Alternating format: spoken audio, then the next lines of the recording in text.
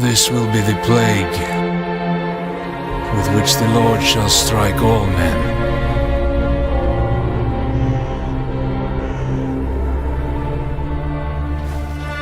We are all that's left of a city beyond redemption, fulfilling our sacred duty to free the souls of the damned. Good to go up here! Mindset. That should hold. Father, forgive us. We shed this blood in the name of mercy.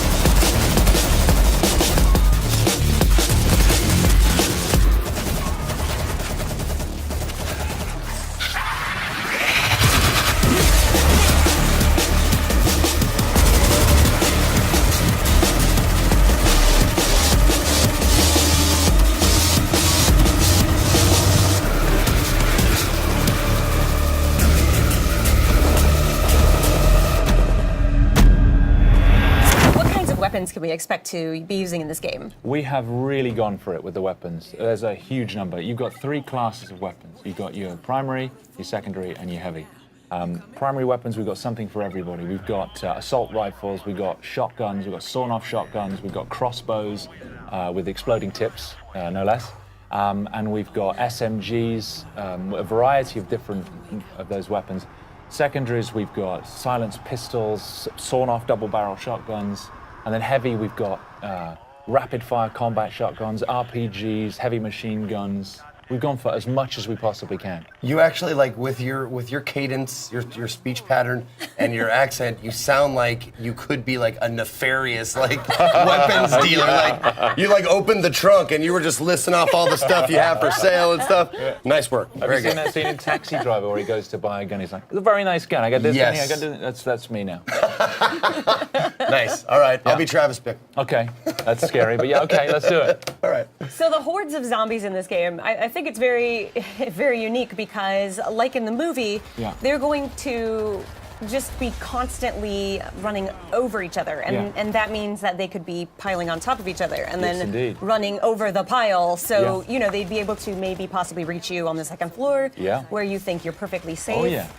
So I think that's a really interesting thing to bring to this genre, especially. I mean, we're pretty much getting used to fast zombies. You can see right there, they're actually pyramiding up there now. It is. Oh my God. And climbing the walls. To me, that is terrifying. If I was playing this game, I don't know.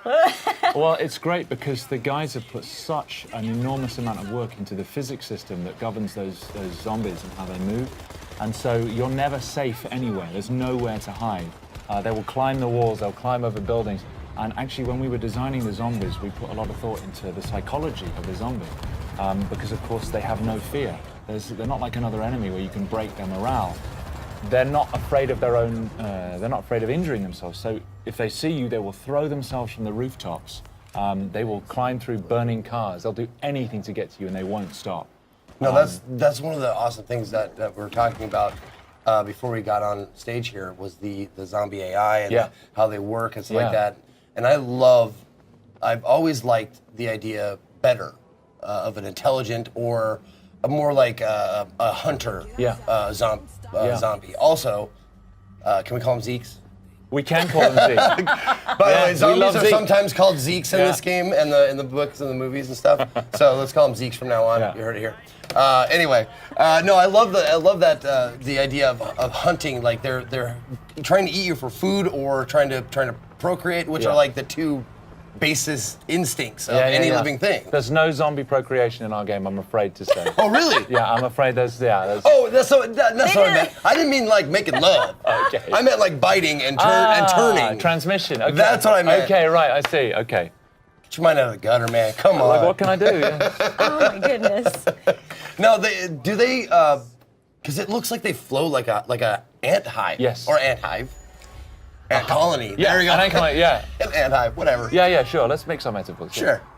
But yeah, it looks like they like work like Yes, that. Like they do. they swarm. They're not just 500 kind of independent individuals. They respond as a swarm, and so they will move and flow, not just with. When they see you, they'll move towards you the best way they can. But if there's a wall in the way, they'll pyramid up and try and get over the top of each other and over the edge. But also, a lot of them, if you shoot them and they collapse in front of you, the ones behind will just trample over the top of them. Just to get to you. Exactly, just to get to you. And I can tell you, when you're standing there and the only thing you've got is you've run out of primary ammo and you've just got your silenced pistol and you've got 300 zombies coming towards you, it's pretty damn scary. Yeah. Well, that's going to be me, obviously, because I've never been very accurate. I've always been a spray and pray kind of guy. Yeah. But thankfully, you said there's a myriad of weapon choices, so yes. I can be the heavy guy. Yes, you can. Like, yeah. not just the heavy guy, but there's we've got character development, so you've got progression. As you build up experience, you can develop your character. You specialize in a class. You have a skill tree. You've got weapon progression as well, so you're customizing your weapons and building up on that. So there's just so much room for growth in the game. Can you tell us more about the characters? Are these player created or are these specific characters that you've written? Yeah, so we've written these characters. We've put a lot of thought into their backstories. What I like so much about the book is there's a lot of normal people who survived in the war because of characteristics they already had. We've gone down the same route. So in the New York episode that we're demoing, you've got Arnetta Larkin, who she's a woman. She's doing cable rigging for a power company. And she's just trying to get home to her kids to see if they're still alive.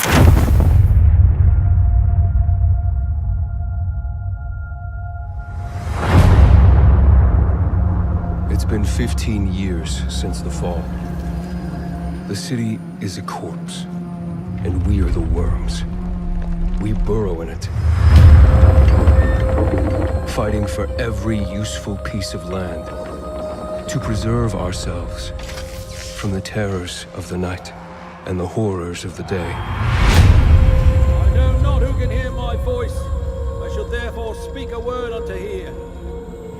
Anyone who dares to steal food will be hanged, and their bodies will be exposed. Every day we rise from dust to choose between bad and worse.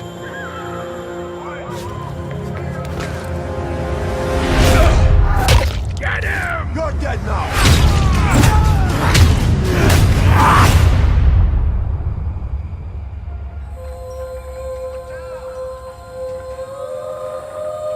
And these choices we take to survive will create the world to come.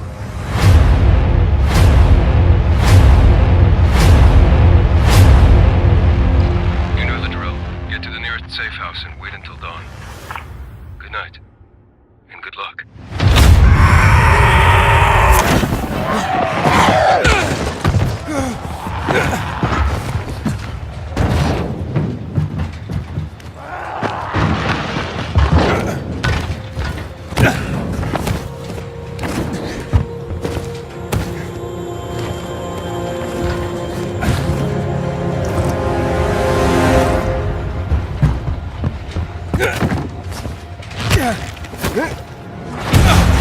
Dying Light 2 features a functioning ecosystem that reacts on multiple levels to the things you do and the choices you make.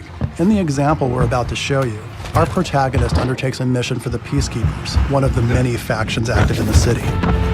They want you to negotiate with two survivors who are controlling and hoarding a water supply.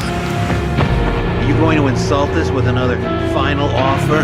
Let's say you choose to carry out the Peacekeepers' orders, one way or another. Stay back! After this, you'll start seeing a significant change in the city, as access to the water supply has allowed the Peacekeepers to bring stability and develop the area. There's even running water for the people at street level. and that raises their morale and allows you to replenish your energy on the go. But there's a cost to this. I know not who can hear my voice. The PKs have a rigid approach to law and order. Anyone who dares to So while the streets may be safer, it's only safe for those who side with them. So if you get on their bad side. Now let's return to that moment of choice. And instead of killing them, you choose to team up with this group to supply water in the black market. As you will see, this creates a very different set of consequences for the city. With water being a precious currency, it brings you access to new resources and trade. But this in turn attracts the worst type of people to the area. And this is just a single decision, one out of hundreds you'll have to make. But it allows you to carve out your own world, your own city from the apocalypse. Each player's game experience will be unique. And by the way, this is just what happens in the day. At night, well, things tend to get a lot darker.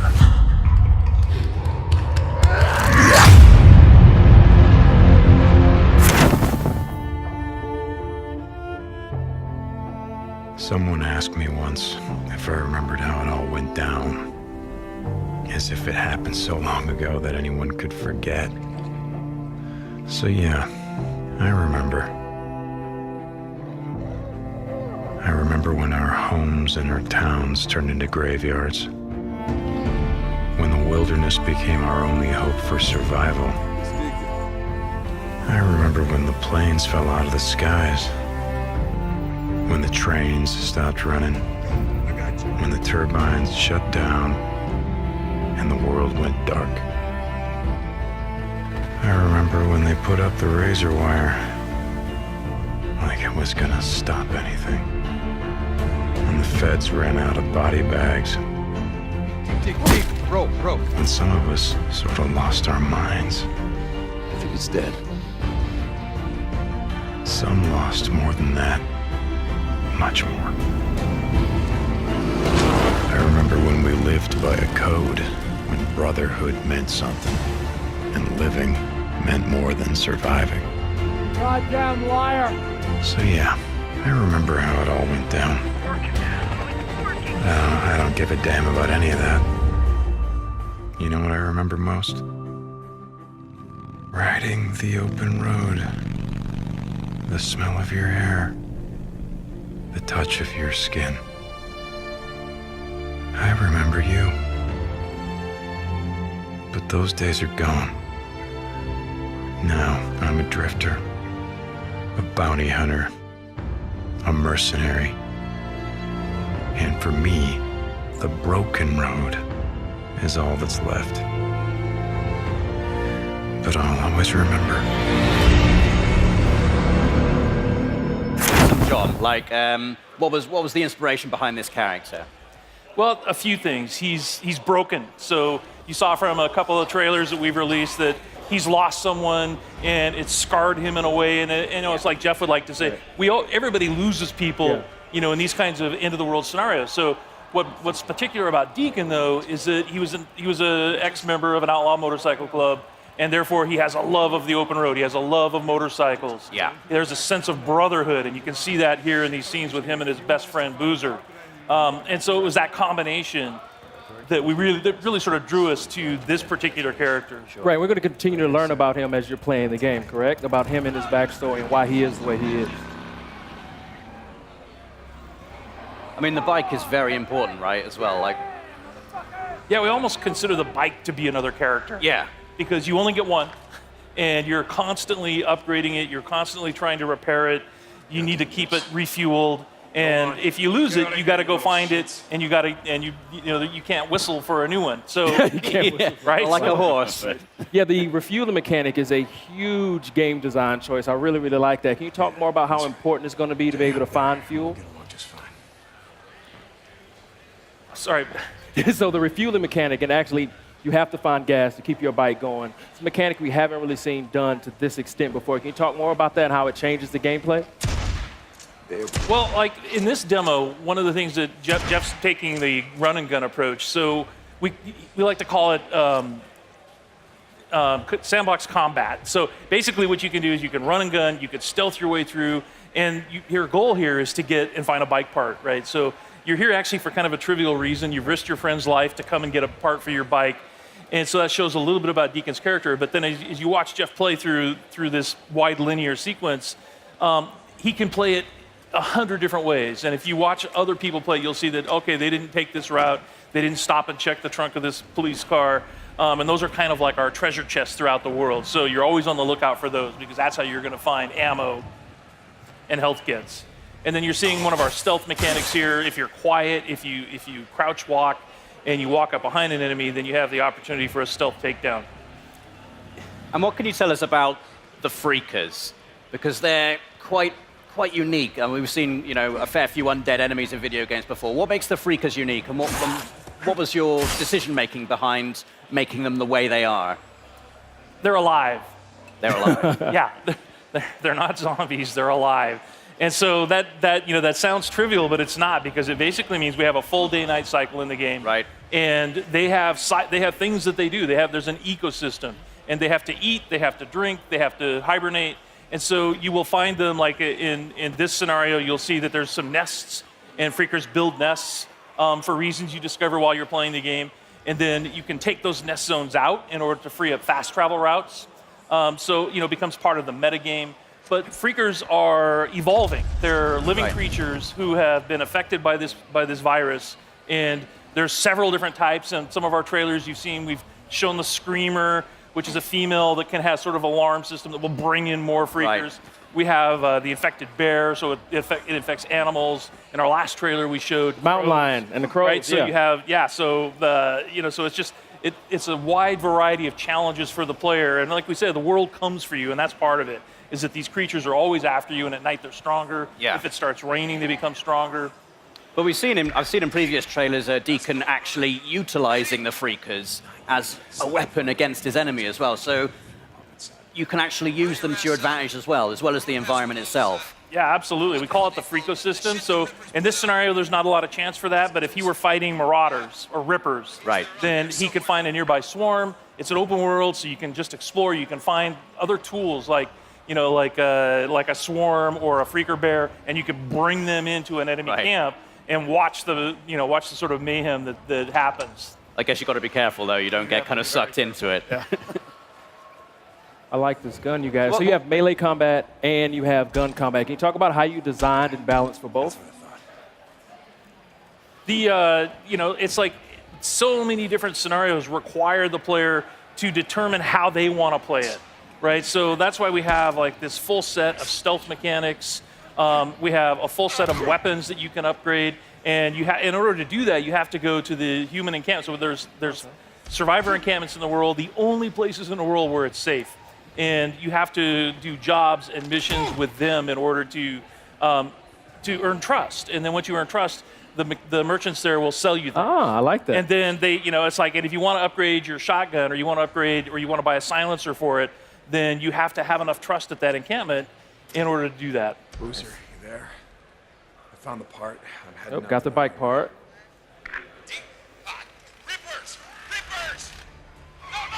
Resident Evil 2 here, got quite a crowd here at the PlayStation E3 booth. So here you can see, again, Resident Evil 2 is very near and dear to tons of people's hearts. And just this first shot of the Raccoon City Police Department, like the huge open foyer, like tons of nostalgia just hit you. It's pretty crazy. Not everything is exactly where you remember it, but that's kind of intentional because this game isn't just a remake. It's a whole new game that we're building off of the foundation that the original game had built. So there's going to be a lot of familiar stuff, but there's going to be a lot of new stuff as well. So. That's how you got to do it, Yeah. right? I mean, it's been close to 20 years, hasn't it? Yep. This game alone, 20 years. Wow. Does it make you feel old, Sid? I feel old when I know. that. That makes me feel a little old. David, Marvin, you there? I found a way out. It's in here. So did you actually go back and re-watch the original and then frame by frame decide what you wanted to keep in and what you wanted to update? Definitely, yeah. Some of them were are pretty faithful to the originals, but something like this back in the day on PlayStation, it was the graphic power it's not quite the level of PS4 or PS4 Pro just yet. A lot of the movements, characters jumping around, fully voiced stuff It's a little bit more crude, but definitely classic. But some stuff is new, but some of the originals are there as well. So a big change here is the fact that we're really playing the game. We're Leon Kennedy. And when I think of Leon Kennedy, I think of Resident Evil 2, but I also think of Resident Evil 4. Yes. And you guys have opted for more of a Resident Evil 4 approach to the controls. So tell me a little bit about that. Definitely. So the over-the-shoulder thing, we know it's the original game with the fixed camera in the corner. That's very, again, near and dear to people's hearts. But with the over-the-shoulder camera, we're building a new game. This isn't a remake of the original. It is a full new game that we really want to push. And the idea of having over-the-shoulder, the pinpoint accuracy of really trying to take down zombies, it felt better for this experience. So that's where we went through. So. But the big difference is the is less shooter elements compared to the Resident Evil 4. This is more, like a Metroidvania style, survival horror, classic gameplay. So we actually try to keep the original, gameplay feel from the original. So that's kind of what we were trying to do in this new Resident Evil 2 as well. The lighting feels very similar too. Yes. Yep. Yeah, definitely one other thing is so to make it people always see the over-the-shoulder first person, think of just you're going to be running up the walls and doing backflips and things like that. It is definitely not like that at all. The zombies in this game are tough, and not just if you see one or two or three, I got to look out. If you see one in a hallway and you can't get by them, you have to you fear for your life type thing because you're probably going to die. So you really got to be careful with your ammo. And to confirm, these are zombies a la Resident Evil 2, not Las Plagas. So these are your T-virus zombies. Right. Just had to settle that one. So Leon here is trying to save one of the fellow RPD officers. It's not looking good, unfortunately. So. Oh, that didn't go very well. Now, we know there's going to be some familiar faces in this as well, and some characters that we've seen in other games. We saw that in the showcase asset just last night. But tell me a little bit about the approach to that. Definitely. So we've got, of course, not only do we have Leon has his own campaign, we also wanted to bring back Claire Redfield. So she's not playable in this demo, but she, as well, is going to get her full playable campaign, too. Awesome. So, the rest of the characters are kind of, we haven't really confirmed too much yet, so I advise you to go back and watch the trailer. You can kind of make some good guesses, I think, based on those, but we'll leave it to your imagination. Awesome. This is cool here. This is super tense.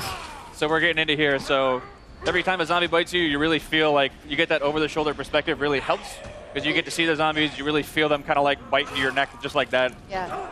It kind of disorients you too when you get that, so you're spun around. It creates sort of a real sense of oh crap, what's going on? A zombie's actually attacking me. And this is all running in the engine of Resident Evil 7, right? It is. This is actually the RE engine. So the same game that powered RE7 is actually going to be running this game too as well. H, are you okay? You going to do this? Yeah. It's very terrible. So again, they are no joke. You get bit once or twice, and it's almost done. So. Oh, really? Okay. Yeah. Look at this, restroom. We added the restroom.